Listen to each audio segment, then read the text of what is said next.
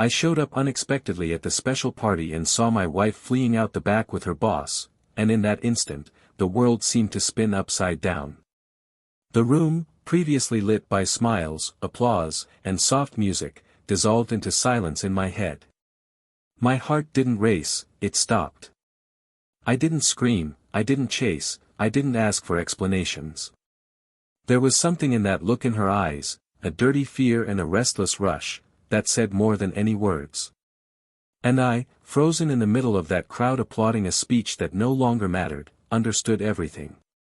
I turned around and left behind not only the party, but what was left of our marriage. And when the following days arrived, they came slow, humid, as if each hour weighed tons and each dawn challenged me to remember that the woman I loved had chosen someone else. Those who run away don't respect those who wait, was all I could say when, days later, she tried to find me. She tried to mumble something. She tried to smile, as if pretending normality. She tried to use the sweet tone that used to work for everything. But it didn't work. Her voice, in that moment, sounded like the whisper of a door closing, and I listened to each word with the weight of someone who knows there's no going back after the break. At first, I didn't know whether to feel anger or shame.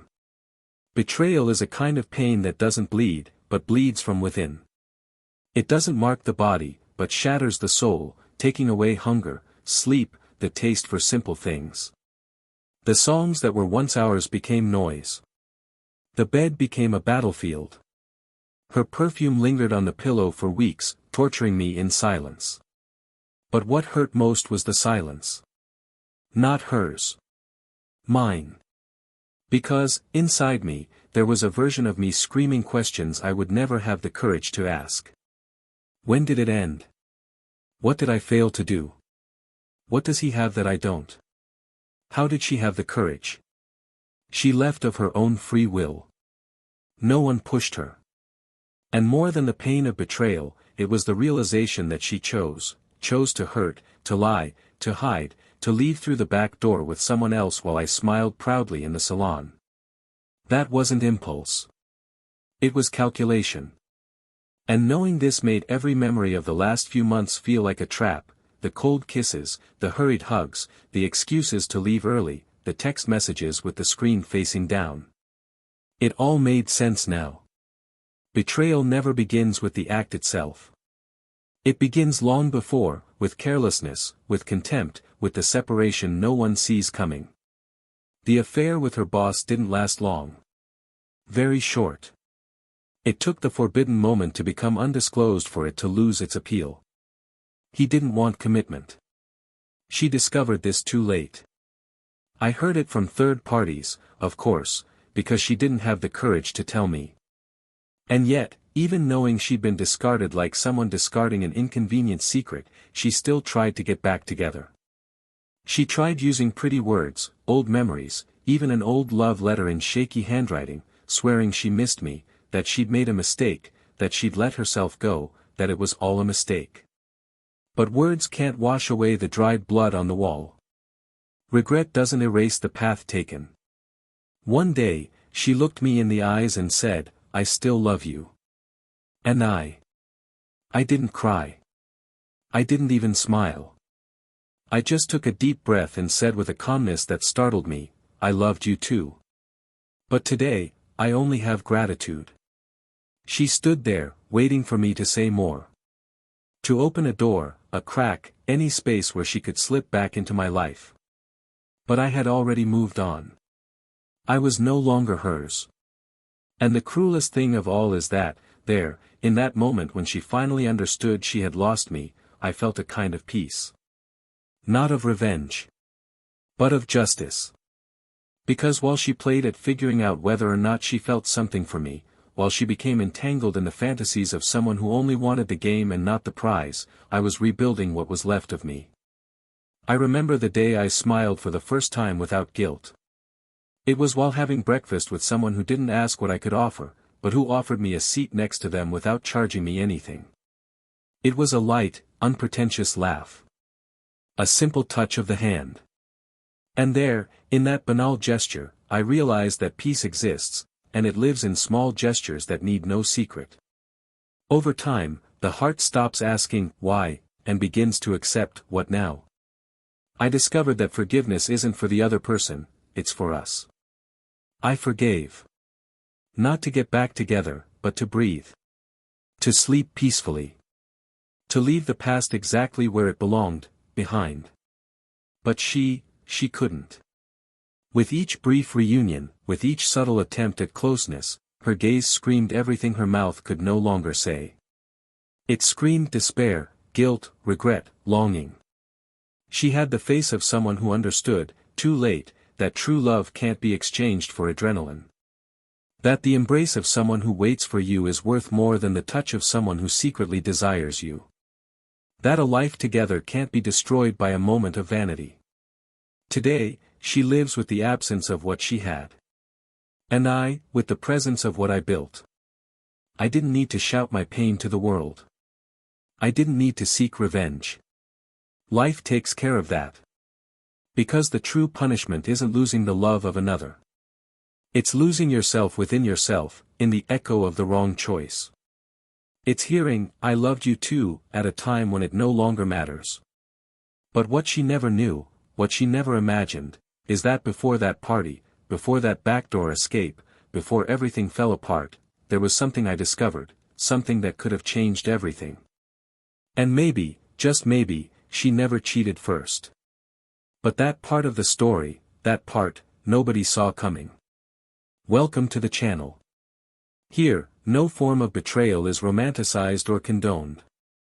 The stories you'll hear are fiction, but the feelings are real, because the pain of betrayal is always devastating. Our purpose is to show, with intensity and truth, how bad choices can destroy what's most valuable, love and trust.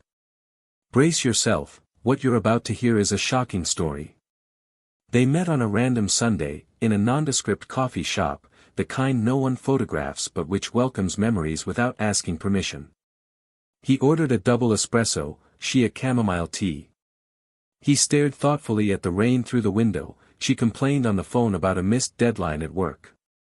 And yet, somehow imperceptibly, their worlds collided when their eyes met in the brief moment she reached for sugar and bumped into his cup.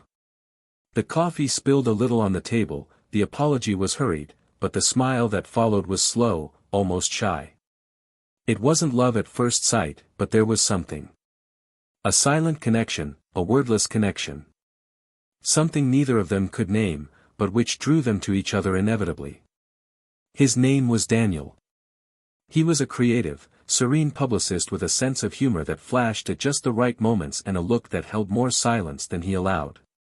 He was 34 years old, had few friends, many books, and a past he didn't often mention. He was the type who listened more than he spoke, but when he did say something, it left its mark. He had this way of making others feel understood, even without fully understanding himself. Her name was Emily.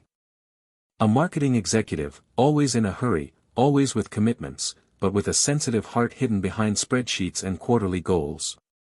He was 31, with an impeccable resume and a disastrous love history, which she kept as if it were a shameful secret.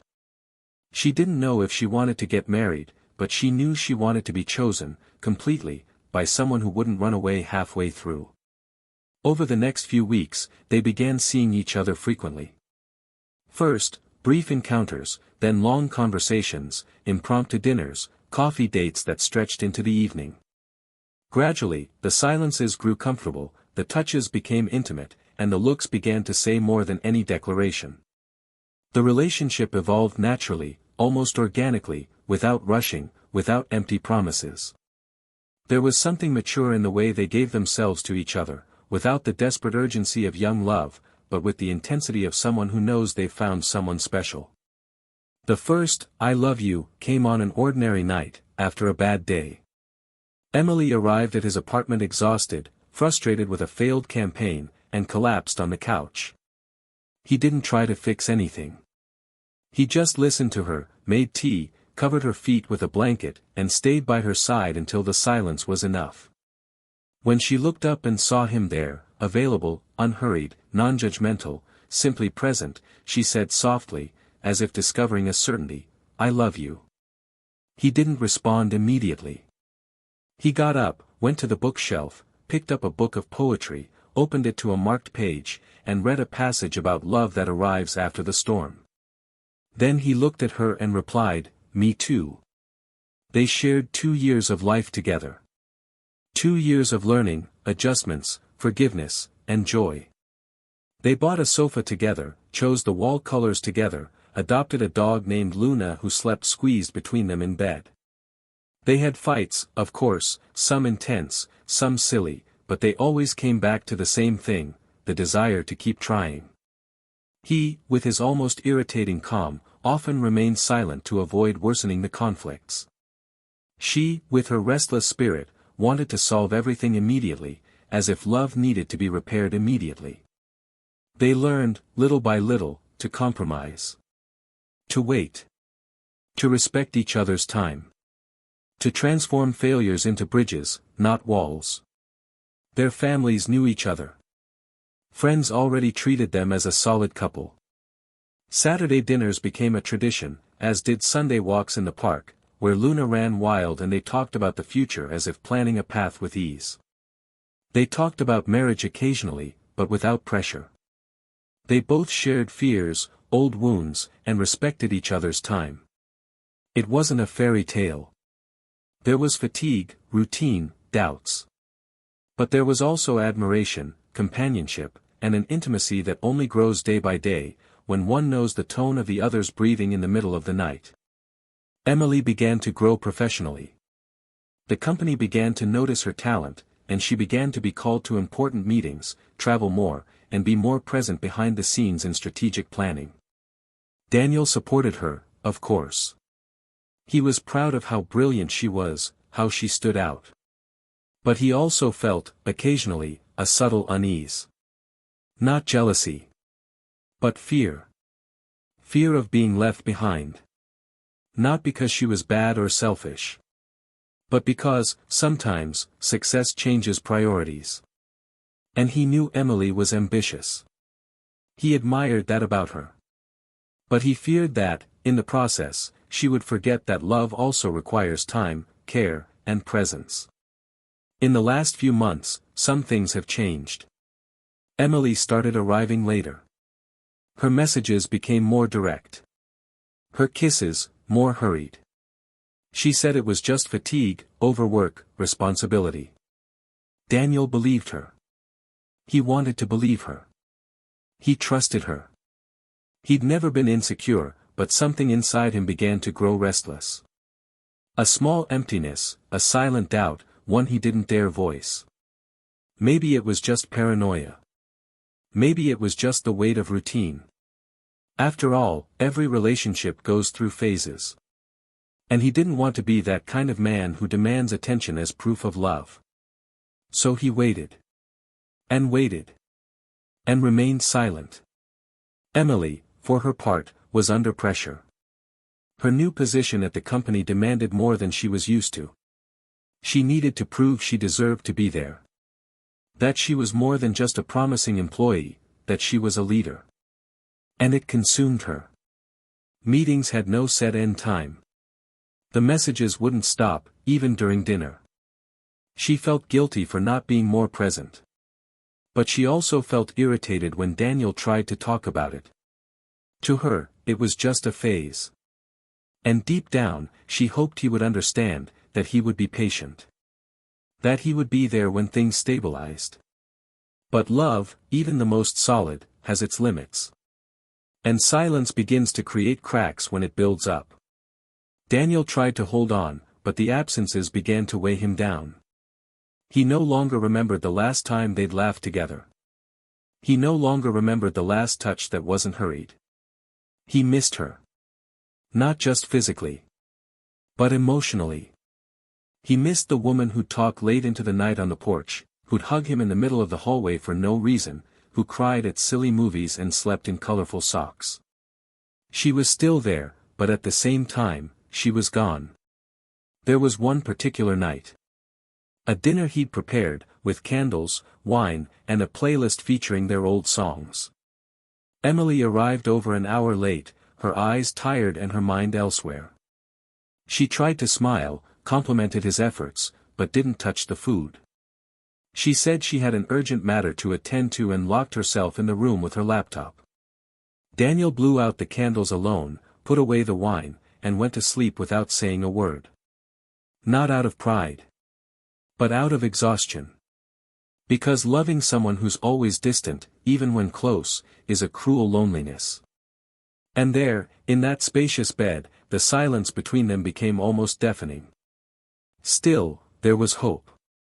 There were too many memories, too many stories, too much love to give up. Daniel believed it. That every relationship goes through winters. And that if it were true, they would find a way to warm up again. But sometimes, love doesn't die from a lack of feeling. It dies from too much absence. And absence, when prolonged, becomes abandonment. Emily, in her intense days, didn't always realize how far she was drifting. She believed she was focused solely on growing, on securing a better future for both of them. But in the process, perhaps I failed to notice that, while she was chasing goals, someone there just wanted to be seen, remembered, included. And that's how many stories begin to crumble, not with a scream, but with the silence of someone who stops caring a little more each day. They still slept together, still shared a roof, still smiled at friends at social dinners. But there was something broken, however imperceptible. Something they both felt, but neither would name. And it is in this space, in this gap between what one feels and what one avoids saying, that the greatest emotional tragedies are born. Because love demands presence, attention, daily choice. And when that falls apart, what's left is fertile ground for the unpredictable. For the inevitable. For the irreversible. Emily seemed increasingly distant. In the small gestures, in the long pauses between one response and the next, in the way she avoided Daniel's eyes during dinner or the way she swiped her finger on her phone even as he talked about the new project he was working on. There was always a, "we'll talk later," an, "I'm exhausted," a, "I need to finish this quickly." Daniel wasn't a suspicious man, nor was he insecure, but the signs were all there, pulsing like beacons amid a fog he refused to penetrate. He tried to justify everything with the familiar arguments: work, responsibility, pressure. But deep down, a silent unease began to grow like a root spreading slowly but surely underground, ready to break through the concrete. The nights were colder, but not because of the weather. It was the silence between them that now filled the room, the spaces in the house, the places that had previously brimmed with life. Emily still talked about work, her colleagues on the new team, meetings and presentations, but there was one name that came up all too often: Logan.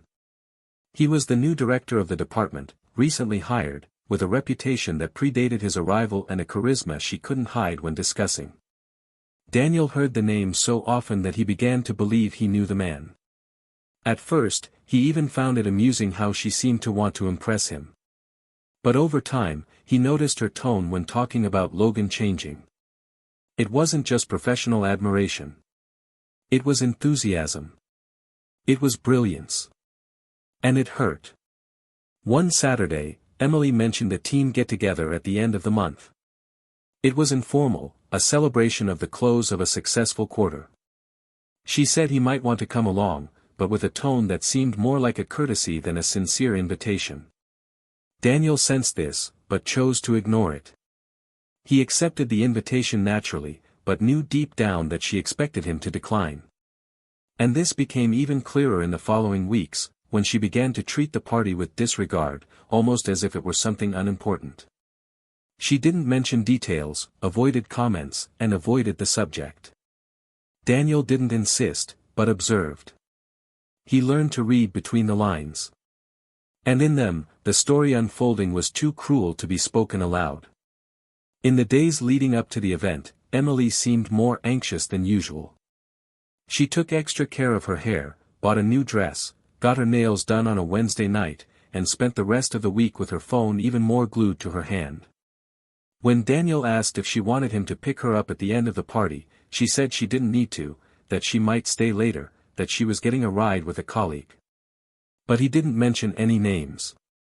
He simply waved the conversation away with that evasive tone that had become habitual. Daniel pretended to believe her. Not because I was convinced, but because sometimes, accepting a lie is less painful than confronting the truth prematurely. On the night of the party, Emily left early, saying she needed to help with the organization. Daniel stayed home, watching a movie he couldn't finish. His eyes were on the screen, but his mind wandered into dark realms, imagining possibilities he preferred not to name. He tried to pass the time, washing the dishes, organizing the bookshelf, even considering going for a run, but nothing distracted him. When he saw that it was past midnight and she still hadn't sent a single message, his heart sank like an unavoidable warning. He grabbed his car keys, left without thinking too much, and drove to the event venue, a rented hall in a more remote neighborhood. Arriving there, the atmosphere was lively, still full, music blaring, lights dimmed, laughter rippling through the air. He slipped in unnoticed, went through the side door, and watched from afar. He wasn't looking for drama, he didn't want scandal. He just wanted to understand. He needed to see for himself what his intuition had been screaming for weeks. He walked slowly through the room, greeting one or two familiar faces from afar, but didn't find Emily. He went to the bar, looked around, and then, by some inexplicable instinct, headed to the back, where a half-open door led to a hallway with an exit to the parking lot. And that's where it all stopped. The image struck him with a silent force. Emily walked quickly beside Logan, both of them hurriedly, laughing at something he couldn't hear. She held her coat in one hand, her bag slung over her shoulder, and her face lit with an exhilaration he hadn't seen in months. It was a kind of raw, carefree joy she no longer displayed when she was with him. She didn't see him. She walked right past, her gaze fixed on the car across the parking lot. Logan opened the passenger door for her, a gesture that in any other context would have seemed banal, but there, in that moment, it felt all too intimate. Familiar. Unquestionable. Daniel didn't move. He didn't need to. The image was too clear. The rush, the smile, the subtle touch on his arm, the absence of guilt on her face. That was where she wanted to be. That was where she wanted to go. No explanation would come later with enough force to undo that. Because there are truths that don't need to be spoken. They scream in the way someone leaves without looking back. And she did. Without hesitation. Without looking. Without even imagining that he was there, standing there, burying what was left of the love they once built together. He returned home in silence. The world around him seemed distant, as if everything had lost its sound. He entered the apartment, saw her cup still in the sink, her slippers near the sofa, the perfume in the hallway. Everything so familiar, so everyday, and now, so strange.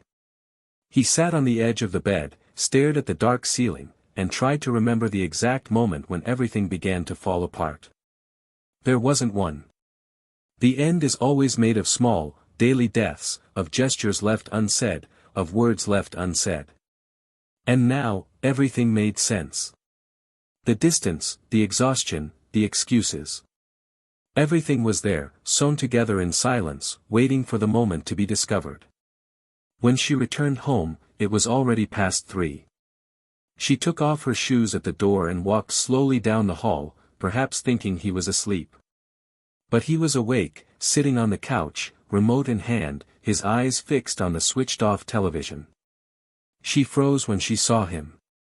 She said a restrained, hesitant, almost childlike, "Hi." He didn't respond immediately. He just looked at her, a weariness on his face she'd never seen before. A thick silence settled between them. A silence that didn't ask for explanations, that didn't want confessions, only made it clear that something there had died, even if it was still breathing. She tried to justify the time, saying she stayed to help clean, that she'd gotten a ride because she was tired. But there was no more room for fabrications. Daniel didn't interrupt her. He didn't raise his voice. He simply said there was no need to explain anything further. And that, nothing, held within it all the details she tried to hide. All the kisses she'd missed, all the disguised lies, all the minutes she'd spent elsewhere while he waited for her in the dark. The next morning, Emily woke to find his place empty beside her. The bed seemed larger, colder, more impersonal. She got up, went to the living room, and found an envelope on the table, containing a handwritten letter. It wasn't a dramatic farewell. It was a sober, direct, almost serene account, but with pain contained in every line. It spoke of love, of trust, of choices. It spoke of absence. And it ended with a short, definitive sentence that echoed within her for days: those who run away don't respect those who wait. The betrayal didn't need to be explained. It had been experienced. Seen. Felt. And now, she was left to live with the space he'd left. A space she'd carved out herself, little by little, without realizing she was pushing away the only love that had ever needed to be proven. But what she didn't know yet, what she hadn't even suspected, was that there was something about that night he'd never revealed. Something that would change everything. Something that still remained hidden. Ready to explode. For weeks, Emily tried to rebuild what was no longer within her reach. The messages were more frequent, the touches longer, the looks more imploring. Daniel, however, no longer inhabited the same space as her. His physical presence was still noticeable in occasional encounters, through mutual friends, or through her insistence on finding justifications to see him, but emotionally, he was on a different frequency, in a different story. And this new story no longer included the shadows she had left in his wake. When she finally understood he wouldn't return, something inside her gave way. The pride that had previously kept her going gave way. And with it came the real weight of what she had lost. Regret was no longer a vague word, it was a concrete, daily, and unbearable pain. She tried to see him again, more directly. She sent a message asking to meet. She needed to say everything that was still stuck in her throat. He replied, in a few words, that they could talk, without tension, without resentment. They met at a discreet cafe, away from the eyes that could embarrass. It was a cloudy afternoon, the kind that seems to foretell something important is about to happen. Emily arrived first, with restless hands, tired eyes, and a dress she knew he liked. When Daniel entered, she stood, a little unsure, but he greeted her kindly. There was no coldness in his gaze, but neither was there the same sparkle as before.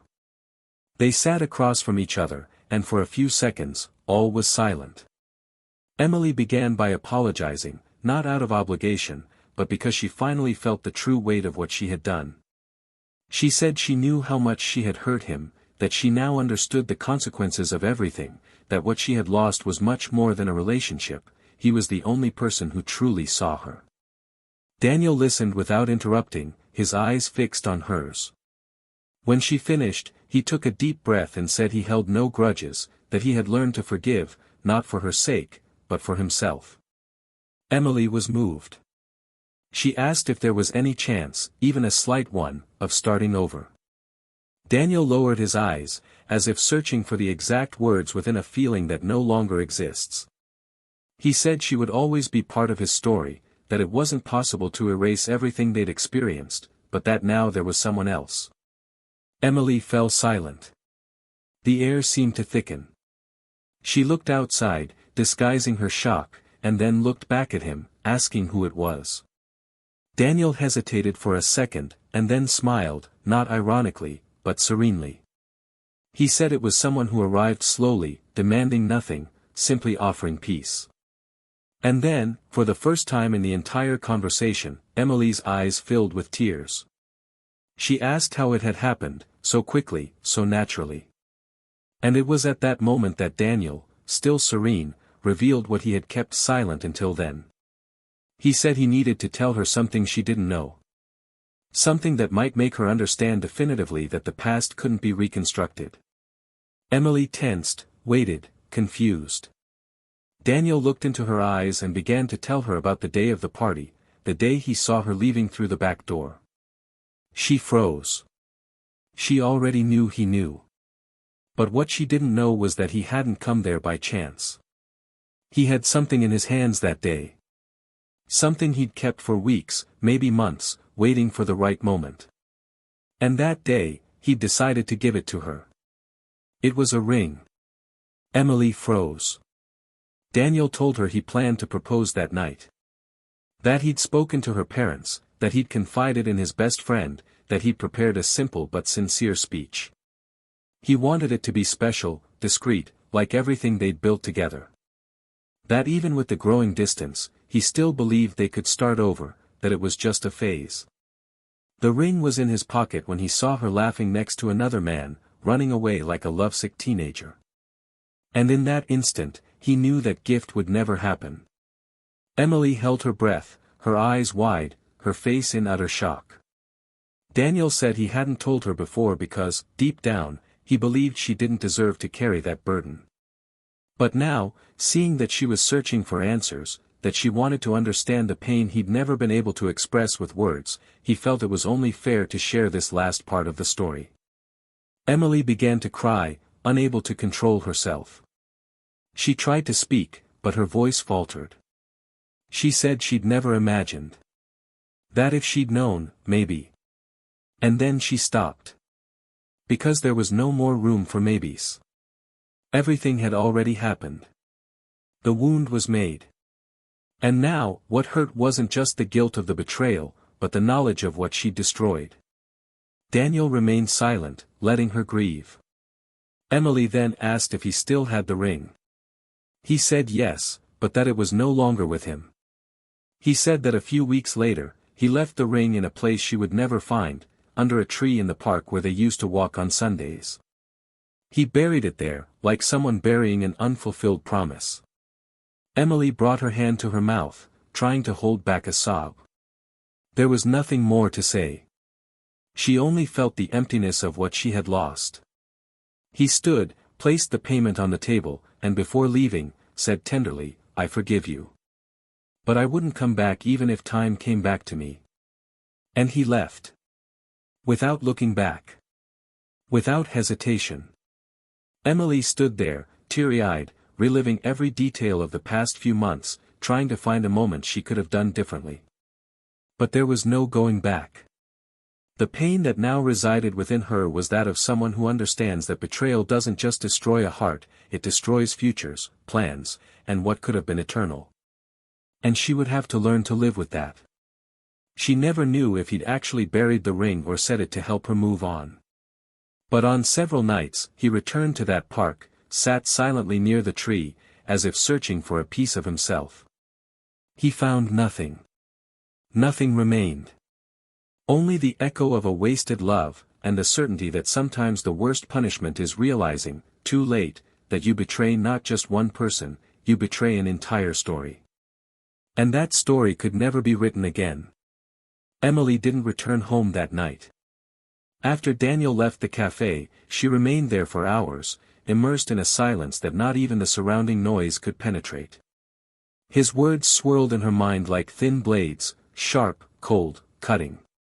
Not because of their aggression, but because of their precision. What he had said, the way he had said it, the devastating calm in each sentence, it disarmed her in a way no argument could. She didn't know what hurt more, having betrayed a man who loved her, or knowing he was ready to ask the most important question of their lives on the very day she had chosen him last. When she finally left the cafe, the sun had already set, and the chill of the night seemed to match the rigidity of what she now carried in her chest, a mixture of regret and helplessness that no amount of action could undo. In the following days, she withdrew from everything. She took leave from work, turned off her cell phone, and stopped going to the same places. She slept poorly, ate little, and the few times she tried to distract her mind, she ended up being pulled back by memories. She replayed the details. The delays. The averted glances. The indifference. And now, every gesture that once seemed justifiable took the form of a cruel mistake. Everything was a symptom of an emotional neglect she herself had fostered. Time, once an enemy in the hands of haste and ambition, was now an open field of useless hours, where she wandered aimlessly. And in this void, a silent desire arose, to ask for forgiveness again, not to have him back, but to at least close that wound with dignity. 2 weeks later, she summoned the courage to go to the apartment where they had lived together. The building was the same, the elevator still gave off the same metallic smell, but the journey felt different, as if she were crossing territory that no longer belonged to her. She knocked hesitantly on the door. When Daniel opened it, she felt a punch in the gut when she saw his face. He looked fine. Not happy, at least not the way she remembered, but at peace. A kind of serenity that only exists when someone finally finds ground after a storm. He made room for her to enter. The living room had been rearranged, the furniture moved, and there was a new painting on the wall, an abstract painting in soft tones, as if the decoration heralded a new beginning, far from the past they had shared. She sat on the sofa cautiously. She didn't want to intrude. Daniel sat on the other side.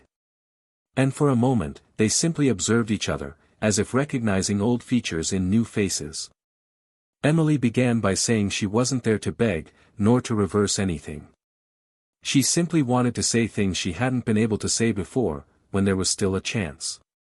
She apologized not only for the betrayal, but for the emotional abandonment that preceded the fall. She said she now understood the value of presence, of listening, of a light touch, of a shared routine.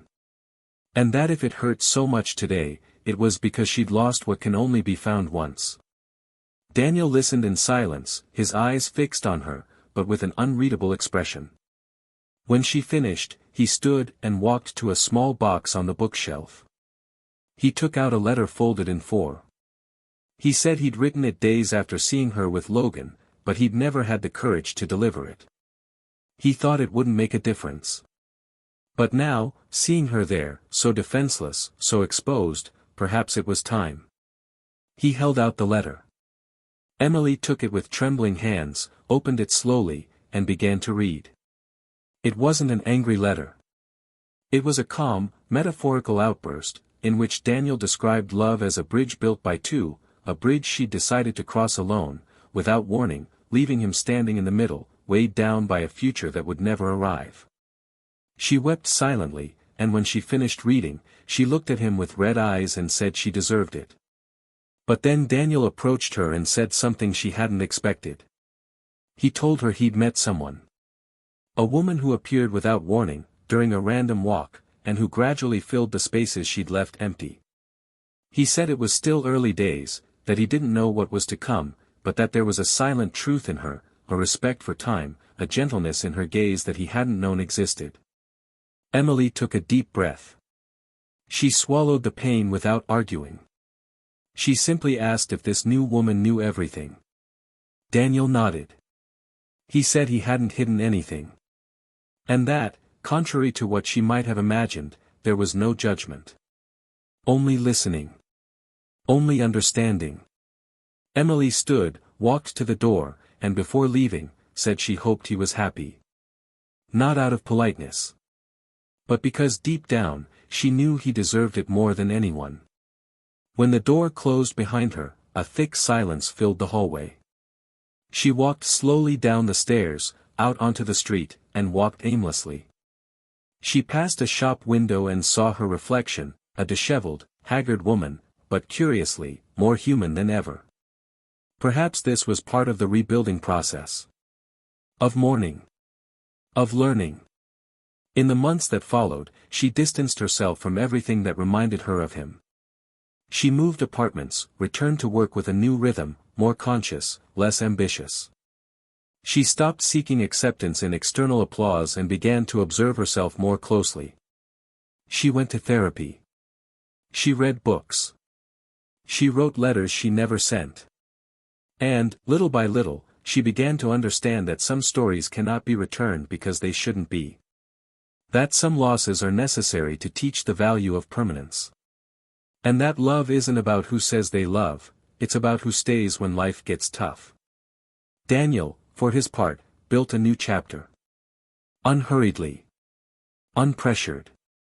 With a woman who made him smile lightly, spontaneously. Who hugged him without warning and laughed at his silences. With her, he didn't need to rebuild his trust, it simply blossomed again, naturally. Little by little, the wounds Emily left became scars. He still remembered the past, but without pain. Only with respect for who he was, and who he had become after all this. A year later, by coincidence or a twist of fate, Daniel and Emily met at a wedding of mutual friends. They were at different tables, with different groups, but when their eyes met, there was a silent wave. During the reception, they met in the garden, away from the music and hubbub. They talked about life, about the changes. Emily spoke of a new project, how she was learning to live more calmly. Daniel spoke of his new house, his adopted dog, and the woman he now shared his Sundays with. She smiled tenderly. She said she was happy for him. And he believed her. Because there was no longer regret in her eyes, only the melancholy maturity of someone who understood that true loves are rare, and that when they are lost, life goes on, but never in the same way. Before they said goodbye, Emily asked, almost childishly, if he thought it all had a purpose. Daniel smiled thoughtfully and replied that perhaps the purpose isn't to understand the reasons for losses, but to learn not to waste what's gained. She nodded, touched his arm lightly, and said goodbye. No promises, no expectations.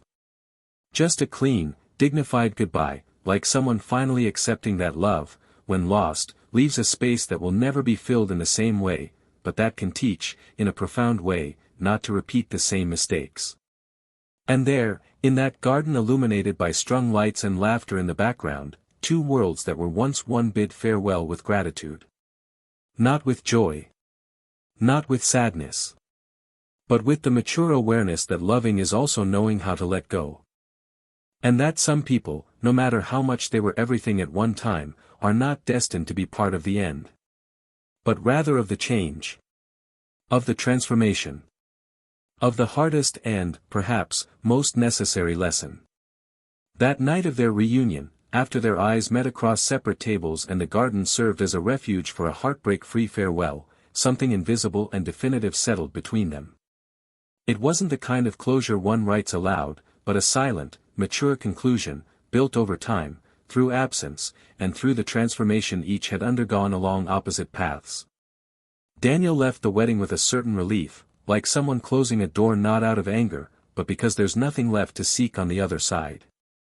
Emily stayed a little longer, chatting with acquaintances, smiling with a certain lightness she hadn't felt before. They both knew, even without needing to say it, that this was the final chapter of a story that had ended long before the party ended. In the following days, Daniel lived with the serenity of someone who no longer owed anything to anyone. The woman who was now part of his life filled spaces without invading, touched old wounds with an almost intuitive delicacy, and above all, offered presence, not as a promise, but as constancy.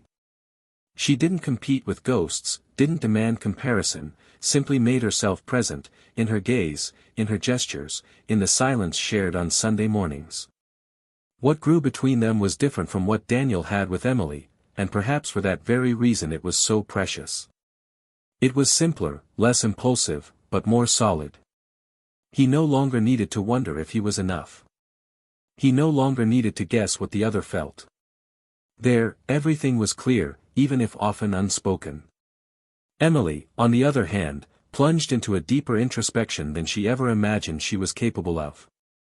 That reunion stirred up issues she thought had already been resolved. Not because she still wanted Daniel back, she had already understood that, but because seeing that he had truly moved on, that he had been able to love again with greater strength, more dedication, more security, made her realize how deeply she herself was still tied to a past she couldn't fully let go of. She began to question how she had been handling her choices, not only in love, but in life. She realized that the mistake hadn't been just the betrayal, but the series of daily decisions that failed to prioritize what truly mattered. She hadn't just lost Daniel. She had lost herself in the process. It was during this period that she began giving lectures on emotional management in corporate settings. She used her own experience, without going into personal details, as a basis for discussing limits, choices, and the effects of impulsive decisions. She discovered that by sharing her weaknesses with others, she didn't become less, but more human. She began to be sought out not only by colleagues who admired her professional strength, but also by women who saw in her a rare honesty, that of someone who didn't shy away from mistakes, but also didn't allow herself to be defined by them. Gradually, she began to understand that redemption isn't achieved by returning to the past, but by reinventing the present. Meanwhile, Daniel and his new partner traveled to small towns on weekends, planted a vegetable garden in their newly purchased backyard, and gradually decorated the house, choosing each object with meaning. He still thought about Emily sometimes, but as one remembers a place they once lived that, despite the fond memories, no longer matches who they are. He was grateful for everything he'd experienced, even the pain, because it had transformed him. The betrayal taught him about the kind of love he no longer wanted, a conditional, anxious love, built on fragile expectations. Now, he sought calm, reciprocity, and respect. Nothing more. And all of it, all at once. One day, while sorting through old papers in a box stored in the basement, he found the first letter he'd written to Emily when they first started dating. It was a simple note, tied with a blue ribbon, in which he talked about how she'd brought color to days that had previously seemed gray.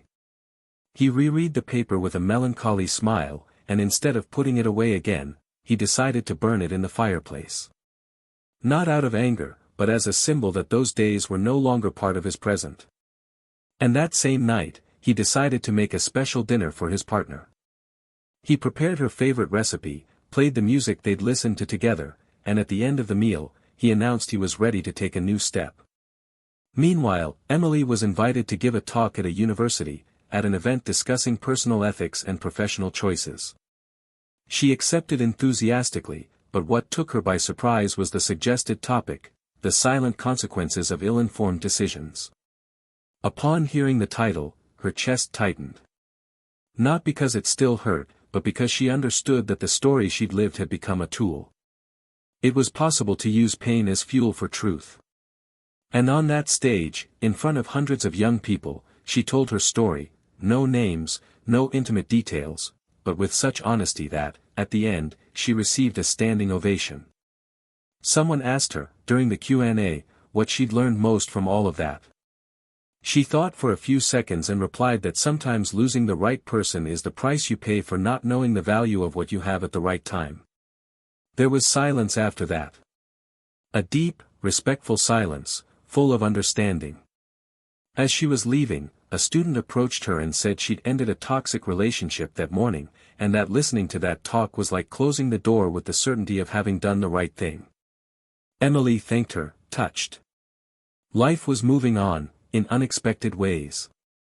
And she was finally beginning to feel like she was forging a new path, one that didn't define her by what she did wrong, but by what she chose to do now. The pain was still there, but it was part of the baggage, no longer an anchor. Daniel, for his part, took advantage of the weekend to visit his parents.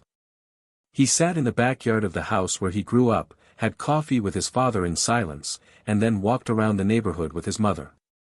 He talked about his plans, his new house, and the books he was writing. He had begun to record short chronicles inspired by people he knew, in everyday situations. Writing became a way to process everything, to transform memories into learning.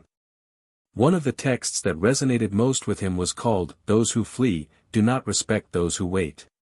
It was based on his own story, of course, but written in a way that anyone could see themselves in it. He received messages from readers saying they felt understood, that they cried, that they reconsidered their decisions. It was like giving back to the world what he had learned the hard way.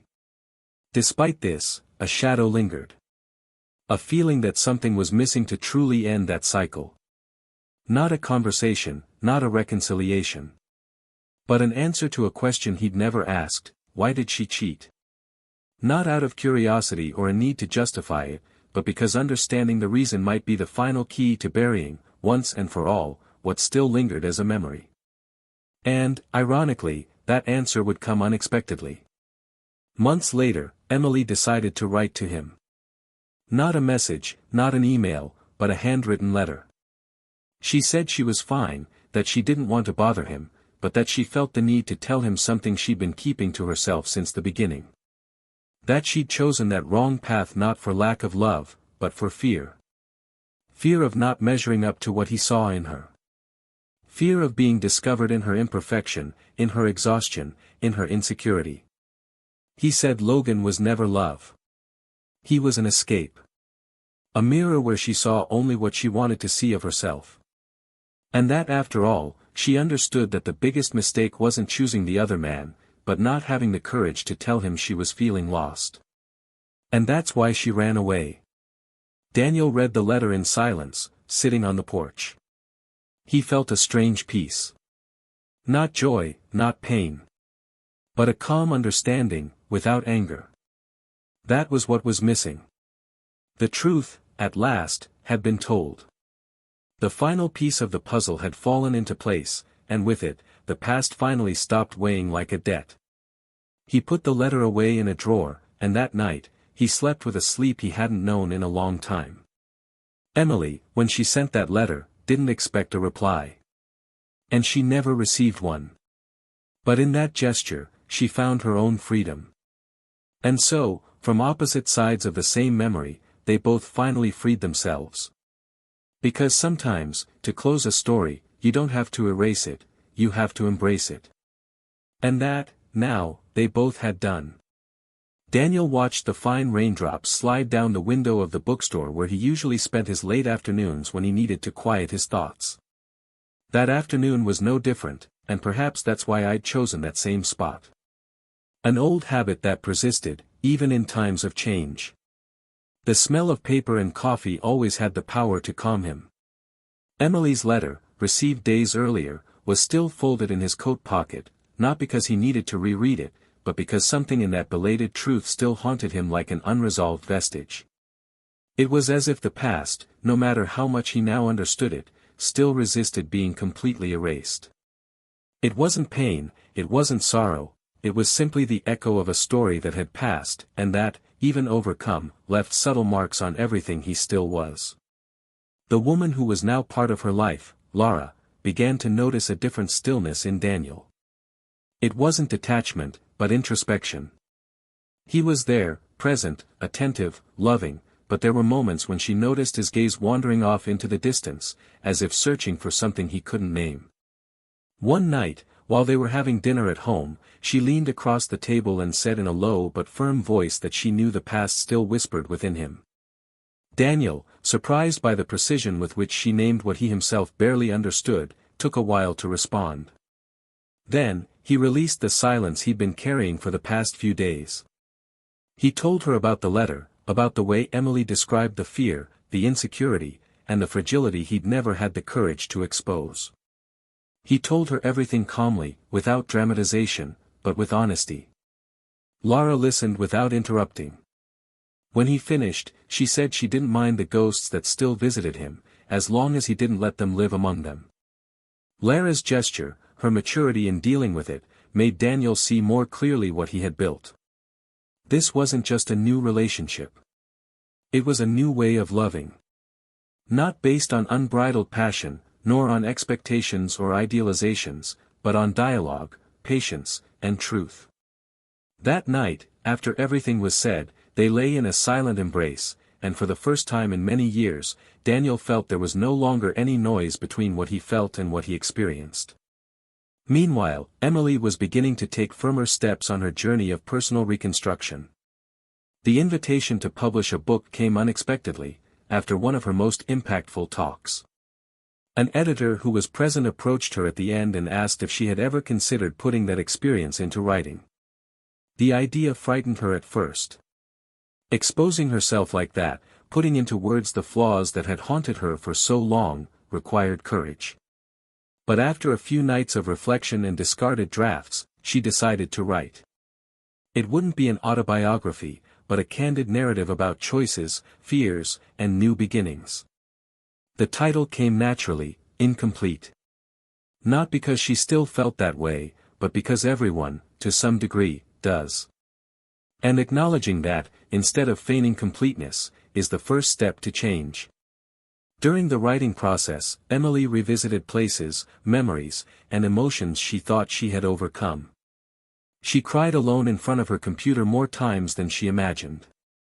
She reread old messages, deleted photos she had retrieved from a forgotten cloud, and rediscovered a version of herself that hurt, but also needed to be embraced. With each chapter, she purged a part of the pain and, with it, was reborn a little. The narrative came to life, and with it, the Emily who allowed herself to fail, to forgive herself, and, above all, to move forward with dignity. It was during this same period that she met Logan again. The encounter was brief, casual, at a large corporate event. She saw him from a distance and, instinctively, wanted to avoid him. But he recognized her first and approached. The conversation was polite, formal, and in less than 5 minutes, everything between them reduced to what it had always been, nothing. Seeing him, now devoid of all fascination, she finally understood the root of the mistake she had made. Logan was never the cause, he was the consequence. A consequence of her escape from herself. As she turned her back and walked away, she felt, with unprecedented clarity, that this chapter was finally closed, and that she no longer belonged to that kind of story. Lara, meanwhile, discovered she was expecting a baby. The news arrived on a sunny Sunday, the kind that seems chosen for announcing big things. She hesitated before telling Daniel. She knew his past still resonated, even if less and less. But when she saw him reading silently on the sofa, barefoot and cup of tea between his fingers, she knew there was no better time. She sat beside him, gently took his hand, and with a shy smile, told him. Daniel took a second to absorb it, then another to smile back, and then he leaned in to kiss her wordlessly. In that gesture, there was everything, acceptance, love, surrender. And in his gaze, for the first time in a long time, there was no shadow. The months passed quickly. Emily's book was released to positive acclaim. She received invitations for interviews and was invited to panels on human relationships and emotional maturity. On one occasion, she was approached by a young woman who told her that, after reading her book, she decided to break off an abusive relationship and return to school. Emily was moved. She realized that even the most serious mistakes can be used as a tool for healing, not to erase the past, but to prevent it from happening again in the lives of others. She began to understand that perhaps her mission there wasn't to make amends for what she did to Daniel, but to ensure that no one else had to go through what he had. Lara and Daniel decorated the baby's room together, little by little, amidst laughter and indecisions about colors and themes. It was a light process, full of small joys, like assembling a life with pieces of tenderness. He wrote letters to his future son, unsure if he would ever deliver him, but hoping that one day the little one would know who the father was who was waiting for him, and everything he had learned before he was ready to receive him. In one of these letters, he wrote that loving someone begins with knowing the right time to leave when they are hurting. And that some absences teach more than 1,000 presences. He kept this letter in a wooden box, along with the first pair of socks they bought for the baby. It was there that his story now lived, not in painful memories, but in the conscious choices of the present. Emily learned of the pregnancy through a mutual friend. The news came without warning, like almost everything definitive. She didn't cry. She didn't feel envy. Just a curious emptiness. A respectful silence for what could have been hers, but never was.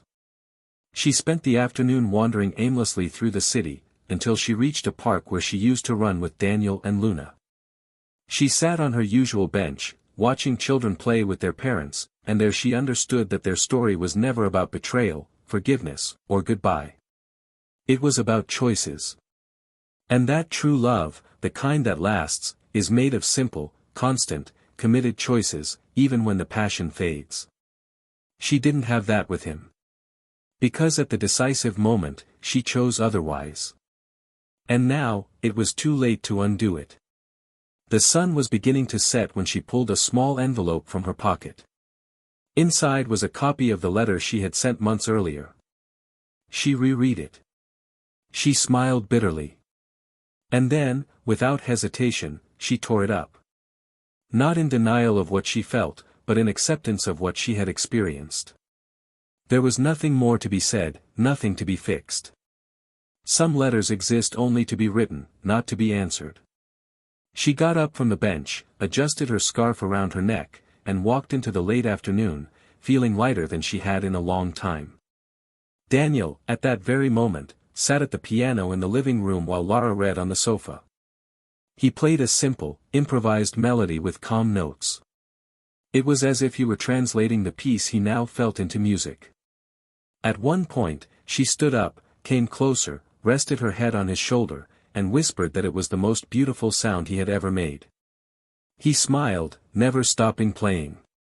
Because now, finally, he knew he no longer needed to search for melodies that recalled the past.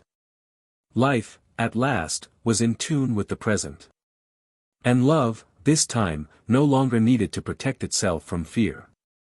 Time followed its course with silent precision, as if the universe knew exactly where each piece needed to be for the truths to be revealed with the impact they deserved. The birth of Daniel and Lara's son was on a gray morning, the kind when the sky seems to anticipate something great. Still in the maternity ward, holding the baby in his arms for the first time, Daniel felt not only the emotion of a father seeing his world reborn in small, fragile eyes, he felt a cycle closing. All pain, all loss, all bitter memories were replaced by that moment when the cry of a new life cut through the silence with an almost spiritual force. Lara, exhausted and radiant, looked at him with a smile of quiet victory, as if she knew they were exactly where they were meant to be. There was peace, there was truth, there was a new beginning, and this time, it wasn't a promise, it was reality. In the months that followed, life changed irreversibly. Daniel, who had long written about what he lost, now wrote about what he gained.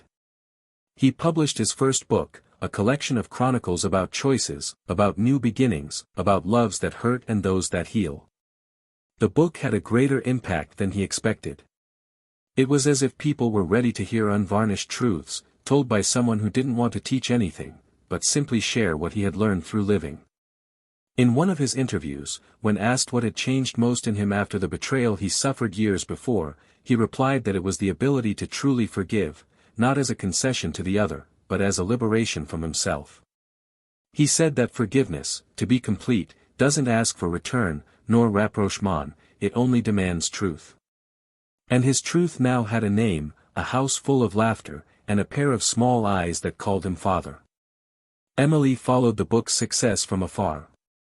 She bought a copy, read it in silence, and cried at several passages, especially the not-so-obvious ones.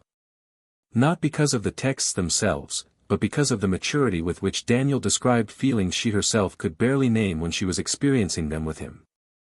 It was there, reading those pages, that she realized that the man she betrayed had not only survived the pain, he had blossomed from it. And this realization was as shocking as it was liberating. For the first time, she felt not guilt, but humility. Humility to recognize that her role in his life was brief but essential. She was the breaking point, the unexpected turn that made him change paths. And in understanding this, Emily understood her own role in the story that was no longer hers. Her book also gained traction, but in a different niche, with a different tone. She continued to speak, sought out by women and men who saw themselves in the fragments she shared. And despite becoming a reference on topics such as regret, starting over, and emotional maturity, she knew her legacy wasn't professional success. It was the courage of facing the consequences head-on, of not running away from her own failures, and of doing something useful with the pain she caused. She never again became deeply involved with anyone.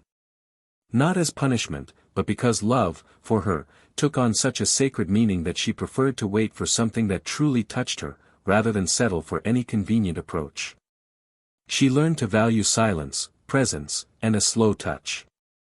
She began growing plants at home, as a daily exercise in patience and care. She cared for what remained, not what passed. One afternoon, she was invited to a literary event, and among the invited authors, she saw Daniel's name. They hadn't met in person in years. She considered not going, but something inside her urged her on. She sat at the back of the auditorium, hoping to be just one of many.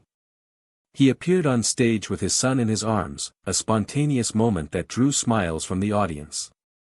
He was the image of completeness, not perfection, but real presence, the solid construction she had so often postponed. During the conversation, he spoke of love, but without clichés.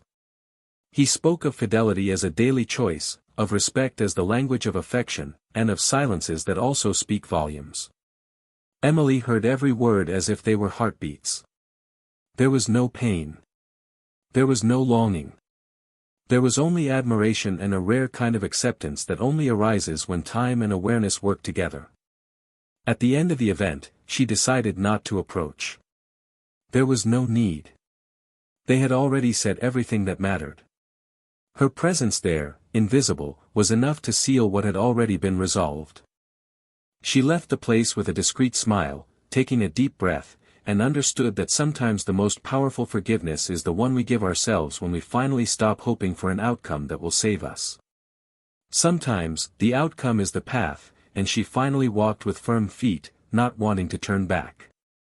Logan, on the other hand, followed the predictable script of men who don't know how to love, only how to conquer.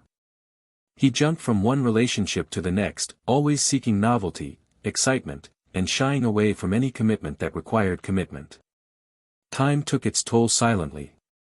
One day, he woke up in a house too big, with silences too loud, with no one to share coffee, successes, or failures with. He realized, too late, that having the freedom to choose everything isn't the same as having someone choose you every day. What seemed like an advantage became empty.